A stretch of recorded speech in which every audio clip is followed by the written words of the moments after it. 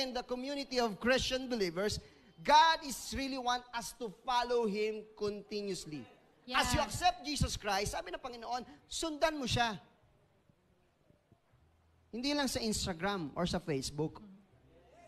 Marami kasing follower ni Jesus sa Facebook lang eh. Nagla-like lang ng Bible verses. Hindi po yung ganong klaseng follow. Kasi para siyang tanika lang nakasabit sa iyong mga paa. God wants to break every chains. Gusto ng Diyos putulin ang anumang tanika lang iyan sa buhay. Ang sabi ng Panginoon, if anyone is in Christ, he is a new creation. Kung makikipag-union, makikipag-isa ka sa Panginoon, ikaw ay isang bagong nilalang. He gives no records of wrong. Cancel! Not just canceling, but also disarm. Pati yung mga bumabatot, bumabati ka sa'yo, wala. And you will now continue a new life with the Lord. You will continue a new life with Jesus. Lumalakad ka kasama si Kristo, lumalakad ka kasama ang Panginoon, bagong buhay. Walang guilt feelings. Walang condemnations. Dati ka ganyan. Dati yun, bayad na to dahil kay Kristo sa krus ng Kalbaryo.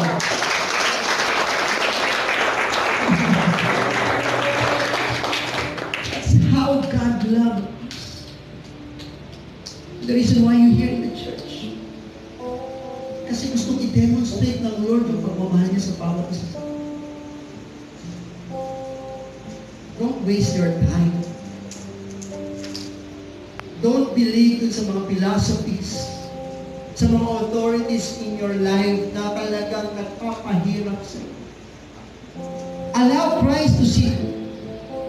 Allow Christ to sit. Saan? Sa taon ng puso. Diyan sa center ng mind mo. And you will experience breakthrough, new life, new beginning. Wow, thank you.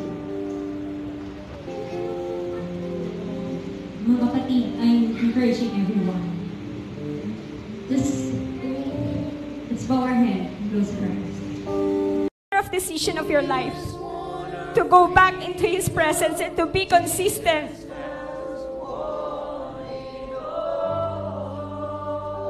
Ikaw lang naman yung lumayo, hindi si Lord.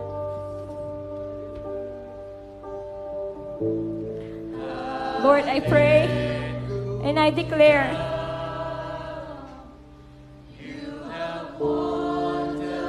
draw us closer and closer unto you, day after day. Hallelujah.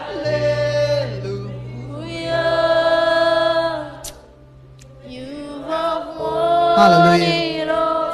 for me. Jesus wants to release freedom right now. Meron dito sa atin, may mga life, buhay ka nung nakaraan na hindi mo mapatapatawad. Meron kang ginawa na hindi mo talaga ma-let go. Hindi mo mapatawad ang sarili mo. Para pag diring-diri ka sa sarili mo, parang wala ka ng future. I want you to know this. Starting today, pag nakipag-isa kay Kristo, sinuko mo kay Lord, bibigyan ka ng Lord ng bagong buhay. The reason why you're here right now, gusto kong palayain ni Lord sa nakaraan. Oh, come on, just bring it to the Lord right now. May pinalala niya si Lord. Ibigay mo na kay Lord. Huwag mo nang hold back. Do not hold it back. Come on, just give it to Lord. Hallelujah. Thank you, Jesus. Lord, pinalalaya mo sa pinagagaling mo, Panginoon. Oh, God. Thank you, Jesus. God wants us to live fully alive right now in Jesus' name. Oh, yes, Lord. Come on. By His blood, let's work right now. Let's be thankful to the Lord.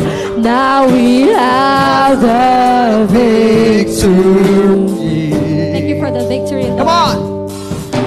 The power of sin is broken. Jesus overcame it all. That's on Jesus. Thank you, Jesus. Thank you, Lord. Hallelujah. Lord, to you all the glory, the highest honor and adorations into your name alone.